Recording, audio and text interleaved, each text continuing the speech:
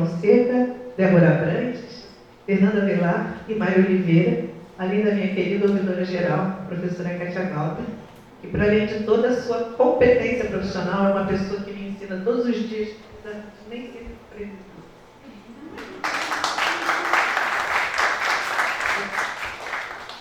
Cabe ainda agradecer ao total apoio da reitoria, da vice-reitoria, das pró-reitorias, da decania do CSH, da SGADA, do DCE, das mulheres e das instituições que colaboraram e aceitaram os convites para estarmos à mesa dialogando.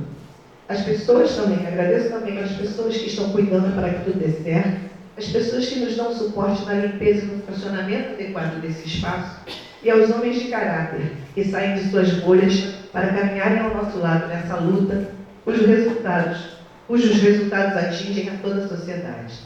Além de todas as pessoas que estão aqui e que consideram que vale a pena lutar pela vida, pela dignidade e pelos direitos das mulheres. Deixando em aberto uma série de questionamentos e encerrando minha fala, não queremos que esse seja um momento pautado pela vingança ou pelo denuncismo. Mais uma vez, afirmo que queremos ouvir, debater e construir táticas de enfrentamento, sem perder de vista as determinações institucionais.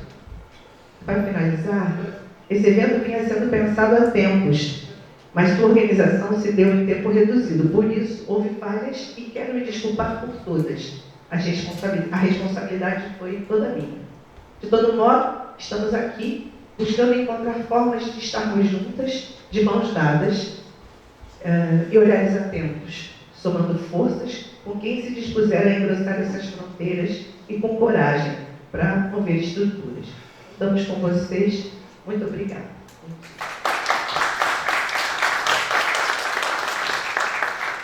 Agora eu passo a palavra para Letícia Maia, representante do DCE e do coletivo Carolina Maria de Jesus.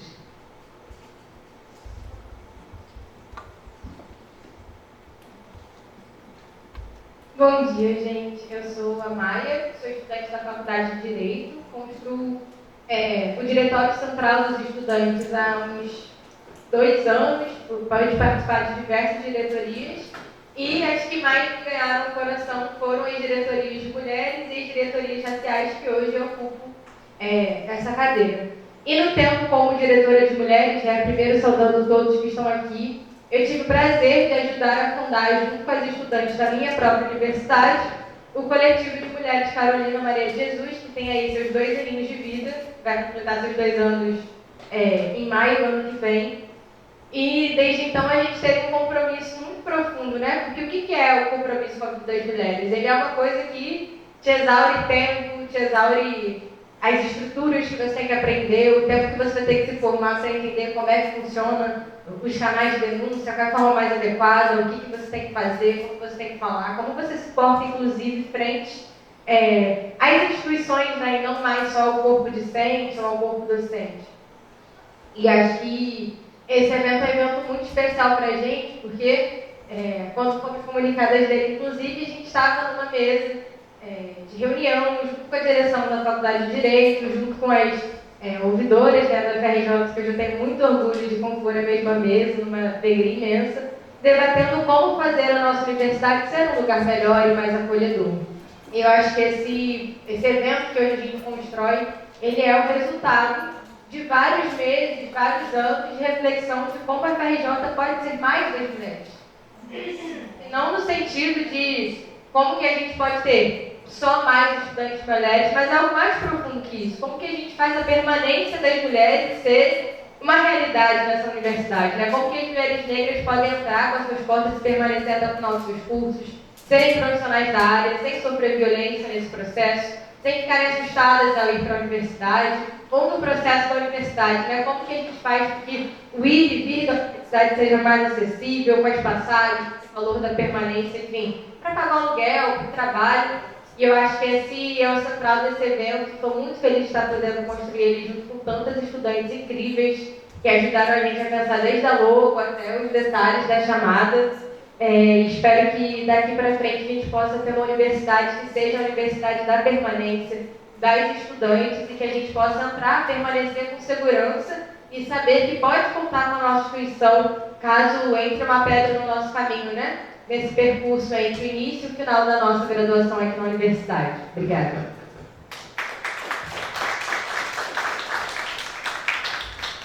Professor Zantuil.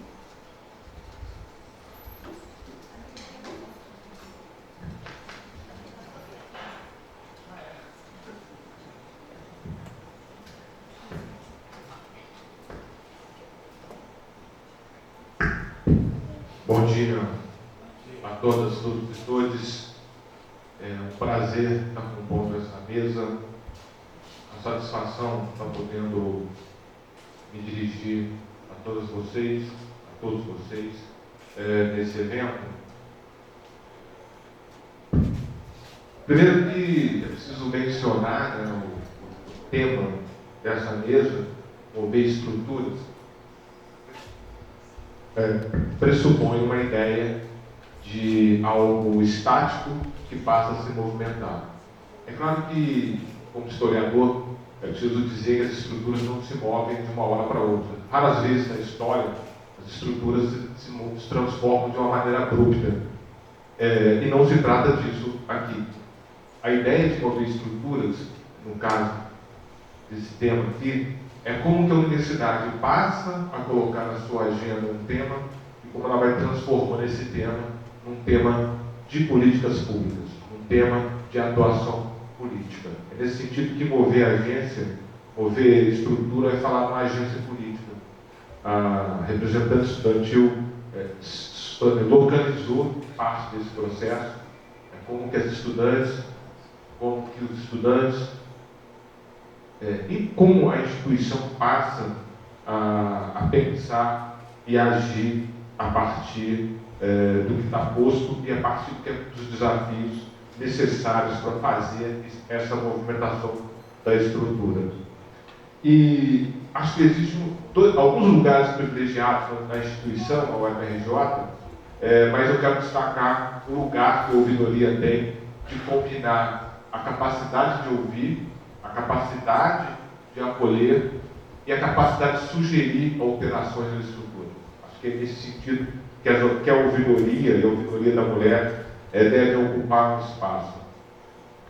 Mas, ao mesmo tempo, ontem saiu uma matéria, até acho que eu socializei com a Cátia, uma matéria na Folha de São Paulo, uma opinião na Folha de São Paulo de vários professores de universidades, salvo de São Paulo, sobre o lugar que tem a instituição para não jogar para debaixo do tapete os problemas vinculados à violência, das mais variadas formas, né, de violência.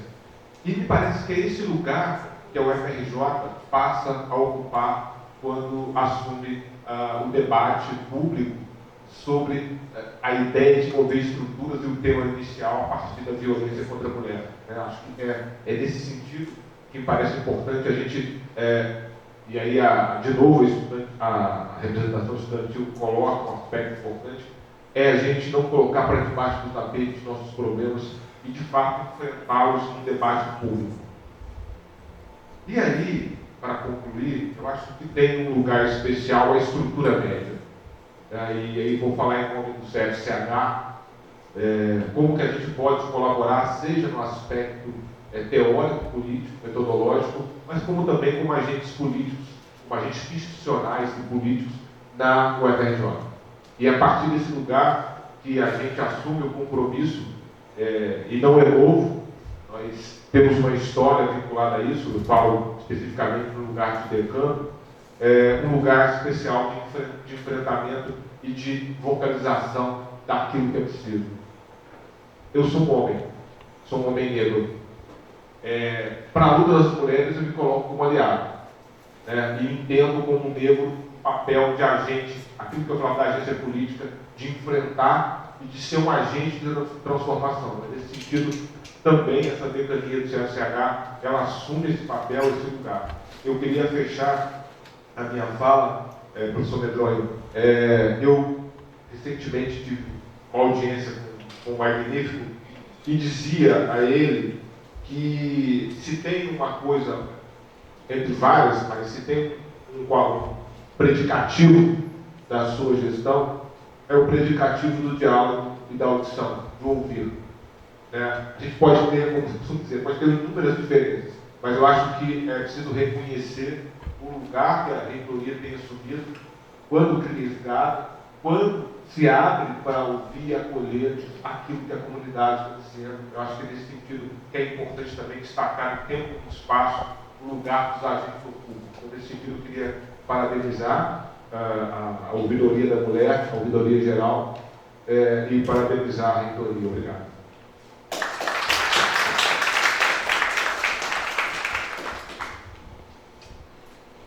Nossa superintendente, senhora Denise Dória. Bom dia a todas as pessoas. Gostaria de saudar o evento através da mesa representada pelo reitor, pela vice-reitora, pela ouvidora geral Cátia Cláudia, pela ouvidora da mulher Ângela Freitas, minha amiga, minha parceira de muitas outras empreitadas, e dizer que a SGADA se coloca aqui como uma superintendência super jovem e que já vem há algum tempo movimentando as estruturas, não a SGADA. Eu acho que a partir do momento que a gente retira de debaixo do tapete as mazelas sociais, entendendo que a universidade não pode, não deve ficar numa bolha, que traz para dentro de si, né, da sua convivência dentro da sua estrutura, todas as mazelas sociais, é importante pontuar que em políticas e movimentações só se fazem com pessoas de carne e osso. E é por isso que a gente está aqui hoje. Nós podemos ter as melhores teorias do mundo, mas se a gente não tem pessoas de carne e osso que possam efetivar essas mudanças, a gente não chega a lugar nenhum. E é por isso que a gente está aqui hoje, né? No evento que